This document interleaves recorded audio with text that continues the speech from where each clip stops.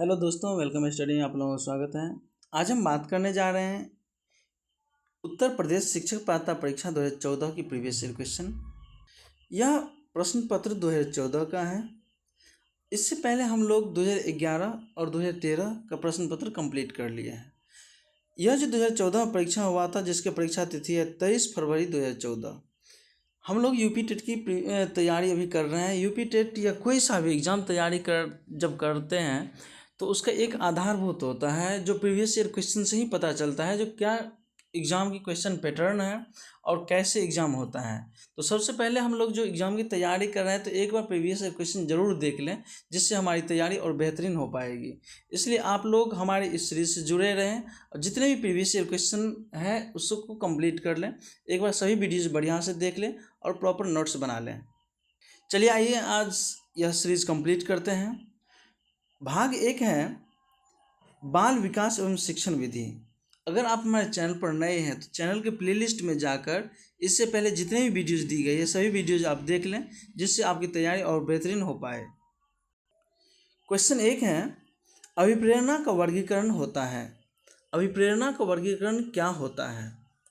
Option A स्वाभाविक और कृत्रिम, ऑप्शन बी कम महत्वपूर्ण तथा अधिक महत्वपूर्ण, ऑप्शन सी जन्मजात तथा अर्जित, और ऑप्शन डी अभिप्रेरणा तथा प्रलोभन। जिसमें इसका राइट आंसर है ऑप्शन सी जन्मजात तथा अर्जित। चलिए हम लोग थोड़ा डिस्कशन कर लेते हैं अभिप्रेरणा के बारे में। अब्राहम मैस्लो क्या है? अभिप्रेरणा के जन्मजात हैं, अभिप्रेरणा के जननी कहे जाते हैं। देखिए, अब्राहम मैस्लो ने अभिप्रेरणा को 2 भागों में वर्गीकृत किया है। जन्मजात अभिप्रेरणा जैसे भूख, प्यास, विश्राम, निद्रा आदि। क्या है जन्मजात अभिप्रेरणा? मतलब जो हमारे बाय बर्थ जन्म के साथ ही प्राप्त हुआ है। भूख क्या है? जन्म के साथ ही मिला है। प्यास भी, विश्राम भी, निद्रा भी इत्यादि। उसका अर्जित अभिप्रेरणा ऐसी अभिप्रेरणा होता है जो सामाजिक परिवेश में रहकर अधिगम के द्वारा सीखते हैं, उसको हम अर्जित अभिप्रेरणा कहते हैं, जैसे सामाजिक रुचि, प्रतिष्ठा आदि। इसी प्रकार थॉमसन ने भी अभिप्रेरणा को 2 भागों में वर्गीकृत किया है। पहला क्या है? स्वाभाविक अभिप्रेरणा। स्वाभाविक क्या? जो नेचुरली हो, जैसे खेलना स्वाभाविक है, सुख प्राप्त करना स्वाभाविक है। और दूसरा है कृत्रिम अभिप्रेरणा। कृत्रिम अभिप्रेरणा आर्टिफिशियल जो होता है, जिसको बनाया जाता है, जैसे पुरस्कार, प्रशंसा, दंड। इसके द्वारा क्या होता है? एक कृत्रिम अभिप्रेरणा मिलता है। जो पुरस्कृत होता है वह क्या है? एक कृत्रिम अभिप्रेरणा है। नेक्स्ट क्वेश्चन है सीखने की प्रक्रिया में सीखने का स्थानांतरण हो सकता है। ऑप्शन ए सकारात्मक, ऑप्शन बी नकारात्मक, ऑप्शन सी शून्य, और ऑप्शन डी ये सभी। जैसा कि हम लोग जानते हैं, सीखने की प्रक्रिया में सीखने का स्थानांतरण इन सभी के द्वारा होता है, इसलिए ऑप्शन डी बिल्कुल राइट है।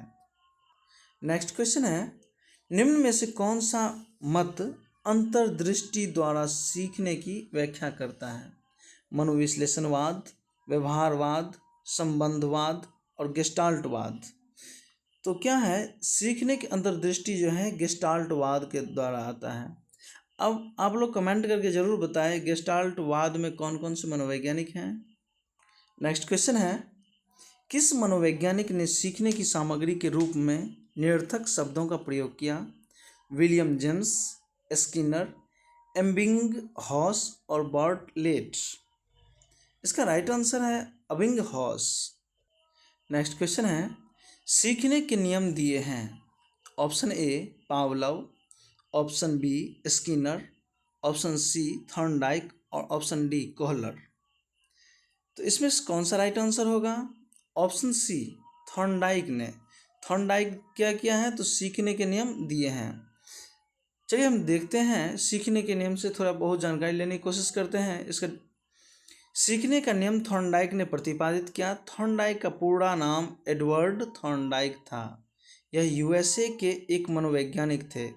इन्होंने पशु व्यवहार तथा सीखने की प्रक्रिया दोनों पर कार्य किया। जिससे उन्हें के कार्य के आधार पर आधुनिक शैक्षिक मनोवैज्ञानिक की नींव पड़ी। थॉर्नडाइक ने सीखने के मुख्यतः 3 नियम दिए हैं: तत्परता के नियम, प्रभाव के नियम और अभ्यास के नियम।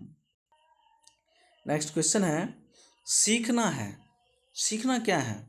व्यवहार में परिवर्तन है, अनुभव तथा अभ्यास का परिणाम है, व्यवहार में अपेक्षाकृत अस्थायी परिवर्तन है, और ये सभी हम लोग जानते हैं। सीखने से क्या होता है, तो व्यवहार में परिवर्तन होता है। और सीखते कब हैं? सीखने के बाद हमें अनुभव प्राप्त होता है, अभ्यास से ही हम सीखते हैं। और व्यवहार में अपेक्षाकृत अस्थायी परिवर्तन, जब ये अस्थायी परिवर्तन होता है तो वो सीखने के ही कैटेगरी में आता है। इसलिए इसका राइट आंसर है ऑप्शन डी। नेक्स्ट क्वेश्चन है, शारीरिक वृद्धि और विकास को कहते हैं। शारीरिक वृद्धि और विकास को क्या कहते हैं? तत्परता, अभिवृद्धि, गतिशीलता होनी चाहिए, और अनुवांशिकता, जिसमें इसका राइट आंसर है अभिवृद्धि, ऑप्शन बी। नेक्स्ट क्वेश्चन है, चिंतन संज्ञानात्मक पक्ष में एक मानसिक क्रिया है, यह कथन दिया है। डीवी ने, गिलफोर्ड ने, क्रूज ने और रॉस ने। इसमें इसका राइट आंसर है ऑप्शन डी, रॉस ने। रॉस क्या है? चिंतन संज्ञानात्मक पक्ष में एक मानसिक क्रिया है। किसने दिया था? रॉस ने। यूपी टेट में खासकर इस टाइप का क्वेश्चन अक्सर आ जाता है, क्योंकि यह एक फैक्चुअल क्वेश्चन के रूप में माना जाता है, जो किसी भी टेट में आता ही है, ना कि सी टेट में आता है ये।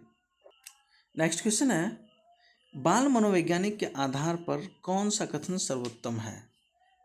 बाल मनोवैज्ञानिक के आधार पर सर्वोत्तम कथन कौन सा है? सारे बच्चे एक जैसे होते हैं, कुछ बच्चे एक जैसे होते हैं, कुछ बच्चे विशिष्ट होते हैं, प्रत्येक बच्चा विशिष्ट होता है। इसमें इसका राइट आंसर है ऑप्शन डी, प्रत्येक बच्चा विशिष्ट होता है। नेक्स्ट क्वेश्चन है, बाल मनोविज्ञान का केंद्र बिंदु है। बाल मनोविज्ञान का केंद्र बिंदु क्या है? अच्छा शिक्षक, बालक, शिक्षण प्रक्रिया और विद्यालय। इसमें क्या है? बाल मनोविज्ञान क्या आ रहा है? बाल, इसलिए इसका राइट आंसर है बालक। नेक्स्ट क्वेश्चन है, अच्छी स्मृति की विशेषताएं हैं। अच्छी स्मृति की विशेषता क्या है? शीघ्र पुनर्स्मरण, शीघ्र पहचान, अच्छी धारणा और ये सभी। इसमें इसका राइट आंसर है ये सभी। नेक्स्ट क्वेश्चन है, संवेग शब्द का शाब्दिक अर्थ है। संवेग शब्द का शाब्दिक अर्थ क्या है? क्रोध और भय, स्नेह और प्रेम, उत्तेजना तथा भावों में उथल पुथल और उपरोक्त में से कोई नहीं। इसमें इसका राइट आंसर है उत्तेजना या भावों में उथल पुथल संवेग का शाब्दिक अर्थ है। नेक्स्ट क्वेश्चन है, कौशल सीखने की पहली अवस्था है। कौशल सीखने की पहली अवस्था क्या है? यथार्थता, कल्पनाशीलता, समन्वय, अनुकरण, जिसमें इसका राइट आंसर है ऑप्शन डी, अनुकरण। नेक्स्ट क्वेश्चन है, मानसिक आयु के प्रत्यय का सर्वप्रथम प्रयोग किया। मानसिक आयु के प्रत्यय का सर्वप्रथम प्रयोग कौन किया? थॉर्नडाइक, गिलफर्ड, स्पीयरमैन और बीने साइमन, जिसमें इसका राइट आंसर है बीने साइमन, जिन्होंने 1905 में अपने सहयोगी साइमन के साथ मिलकर पहला सफल बुद्धि परीक्षण किया। नेक्स्ट क्वेश्चन है, शैशवावस्था के लिए उत्तम शिक्षण विधि। शैशवावस्था के लिए उत्तम शिक्षण विधि कौन सी है? मॉन्टेसरी विधि, खेल विधि, किंडरगार्टन विधि और ये सभी, जिसमें इसका राइट आंसर है ये सभी। नेक्स्ट क्वेश्चन है, बाल विकास में प्रक्रिया पर बल है, वातावरण और अनुभव की भूमिका पर बल है, गर्भावस्था से किशोरावस्था तक का अध्ययन होता है, उपरोक्त सभी, जिसमें इसका राइट आंसर है उपरोक्त सभी। यह सभी चरण क्या होता है? बाल विकास में आता है। नेक्स्ट क्वेश्चन है, बाल विकास का अध्ययन क्षेत्र है। बाल विकास का अध्ययन क्षेत्र क्या है? बाल विकास के विभिन्न अवस्थाओं का अध्ययन, वातावरण का बाल विकास पर पड़ने वाले प्रभावों का अध्ययन, व्यक्तिक विभिन्नताओं का अध्ययन और उपरोक्त सभी, जिसमें इसका राइट आंसर है उपरोक्त सभी। क्योंकि देखिए, बाल विकास की जितनी भी अवस्थाएं होती हैं सभी अवस्था का अध्ययन किया जाता है। बाल विकास में जितने भी प्रभाव पड़ता है या अवस्था, सेम बात हो गया। व्यक्तिगत भिन्नता, बाल विकास में जितनी भी भिन्नता होती है सभी बात बिल्कुल सही है, इसलिए इसका राइट आंसर क्या है? Option D. नेक्स्ट क्वेश्चन है, सर्वाधिक उपयुक्त जीवित, सर्वाइवल ऑफ द फिटेस्ट रहता है का सिद्धांत है। सर्वाधिक उपयुक्त जीवित क्या है?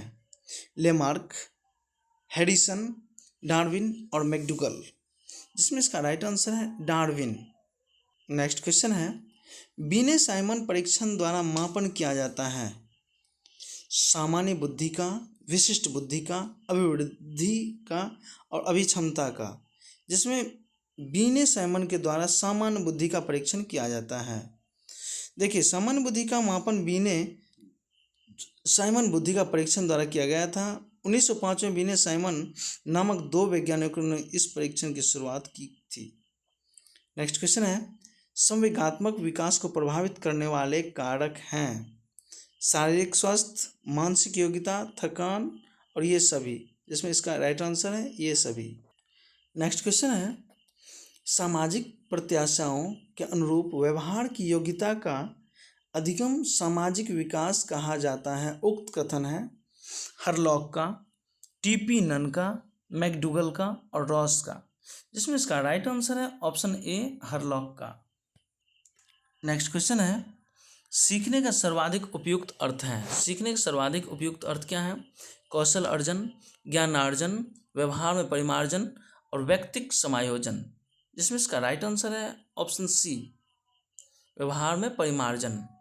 नेक्स्ट क्वेश्चन है, वाणी दोष नहीं है, ध्वनि परिवर्तन और अस्पष्ट उच्चारण, धीमी या तेज गति से बोलना, हकलाना और तुतलाना और तीव्र और अस्पष्ट वाणी, जिसमें इसका राइट आंसर है ऑप्शन बी धीमी या तेज गति से बोलना। नेक्स्ट क्वेश्चन है, प्राथमिक स्तर पर मूल्यों की शिक्षा देने की सर्वोत्तम विधि है। मूल्यों के महत्व को बताना, मूल्यों के पालन न करने पर दंडित करना, अध्यापक के व्यवहार में मूल्य स्थापन और उपरोक्त सभी, जिसमें प्राथमिक स्तर मूल्यों की शिक्षा देने का सर्वोत्तम विधि हो गया ऑप्शन सी अध्यापक के व्यवहार में मूल्य स्थापन। नेक्स्ट क्वेश्चन है, मूल्यों के वर्गीकरण में सम्मिलित नहीं है अध्यात्मक मूल्य, येन केन प्रकारन धनार्जन का मूल्य, नैतिक मूल्य और सांस्कृतिक मूल्य, जिसमें इसका राइट आंसर है ऑप्शन बी येन केन प्रकारेण धनार्जन का मूल्य। नेक्स्ट क्वेश्चन है, व्यक्तित्व के संगठन का स्वरूप है। व्यक्तित्व के संगठन का स्वरूप क्या है? सामाजिक आर्थिक, दूसरा ऑप्शन है मनोवैज्ञानिक शारीरिक, तीसरा ऑप्शन है सामाजिक राजनीति और चौथा ऑप्शन है मनोवैज्ञानिक आध्यात्मिक, जिसमें इसका राइट आंसर है ऑप्शन बी मनोवैज्ञानिक शारीरिक। नेक्स्ट क्वेश्चन है, आत्मकेंद्रित व्यक्ति होता है अंतर्मुखी, बहिर्मुखी, उभयमुखी और सामाजिक निर्भर, जिसमें इसका राइट आंसर है ऑप्शन ए अंतर्मुखी। अंतर्मुखी क्या है? आत्मकेंद्रित व्यक्ति होता है। नेक्स्ट क्वेश्चन है, अपने ऊर्जा बल लिबिडो को बाहर की ओर अभिव्यक्त करने वाले व्यक्ति का प्रकार होता है ज्ञानात्मक व्यक्तित्व, कलात्मक व्यक्तित्व, बहिर्मुखी व्यक्तित्व और धार्मिक व्यक्तित्व, इसमें इसका राइट आंसर है ऑप्शन सी बहिर्मुखी व्यक्तित्व। नेक्स्ट क्वेश्चन है, कक्षा 4 का एक बच्चा सदैव चिंतित और कुंठित रहता है, आप उसके अभिभावक से शिकायत करेंगे, मनोचिकित्सक के पास ले जाएंगे, स्वयं परामर्शदाता की भूमिका का निर्वाह करेंगे और ऑप्शन 4 उसे उसके भाग्य पर छोड़ देंगे। तो क्या उसके भाग्य पर कभी नहीं छोड़ सकते हैं बच्चे को?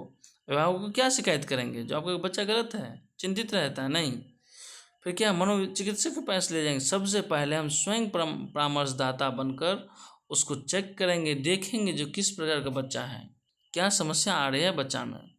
नेक्स्ट क्वेश्चन है, भाषा विकास का सिद्धांत नहीं है। भाषा विकास का सिद्धांत क्या नहीं है? अनुबंधन का सिद्धांत, अनुकरण का सिद्धांत, अतिरिक्त शक्ति का सिद्धांत और परिपक्वता का सिद्धांत, जिसमें अतिरिक्त शक्ति तो कहीं बात ही नहीं है भाषा विकास में। अनुकरण से होता है भाषा, अनुबंधन से होता है, परिपक्वता से, लेकिन अतिरिक्त नहीं। इसलिए इसका राइट आंसर ऑप्शन सी।